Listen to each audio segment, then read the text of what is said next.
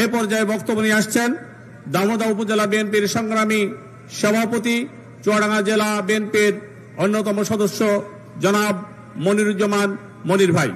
আউযু বিল্লাহি মিনাশ শাইতানির রাজিম। বিসমিল্লাহির রহমানির রহিম। আজকের এই অনুষ্ঠানের চুয়াডাঙ্গা জেলা বিএনপির প্রাণ পুরুষ, চুয়াডাঙ্গা জেলা বিএনপির সভাপতি জনাব মাহমুদ হাসান খান বাবু এবং উপস্থিত আছেন আজকের এই সম্মেলনে ভার্চুয়াল অনুষ্ঠানে আমাদের নেতা জনাব তারেক রহমান সহ আজকে মঞ্চে উপস্থিত কেন্দ্রীয় নেতৃবৃন্দ সহ সকল নেতৃবৃন্দকে জানাই সংগ্রামী অভিনন্দন এবং সালাম। আসসালামু আলাইকুম। সংগ্রামী বন্ধুরা, আমরা 17 বছর পর আজকের এই দিনে এখানে দাঁড়িয়ে যে বক্তব্য দেওয়ার দুঃসাহস দেখাচ্ছি, আজ থেকে 6 মাস আগেও এই জায়গায় দাঁড়িয়ে কথা বলবার মতো হিম্মত বা যোগ্যতা কোনোটাই ছিল না। আওয়ামী হায়নাদের অত্যাচার আর নির্যাতনের কারণে বাংলাদেশের মানুষের নাবিশ্বাস উঠে গিয়েছিল।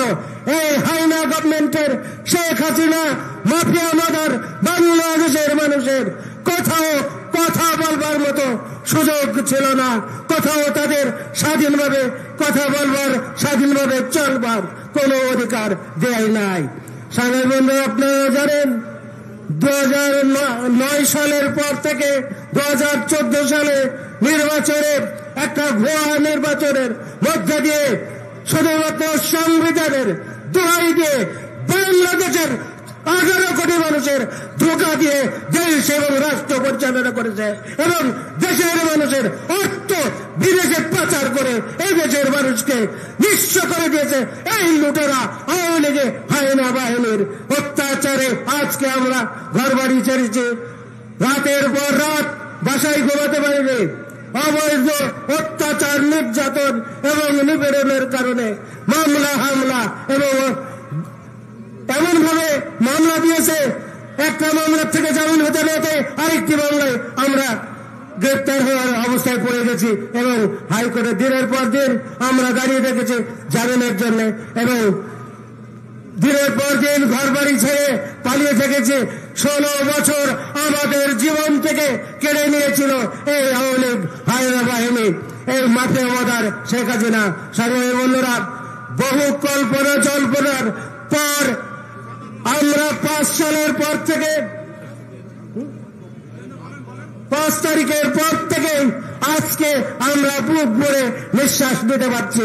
সংগ্রামী বন্ধুরা, ছাত্র জনতার আন্দোলনের মধ্য দিয়ে এই সরকারের উৎখাত করতে পেরেছে বাংলাদেশের বীর জনতা, বীর সিপাহী এবং বীর জাতীয়তাবাদী দলের নেতৃবৃন্দের নেতৃত্বে।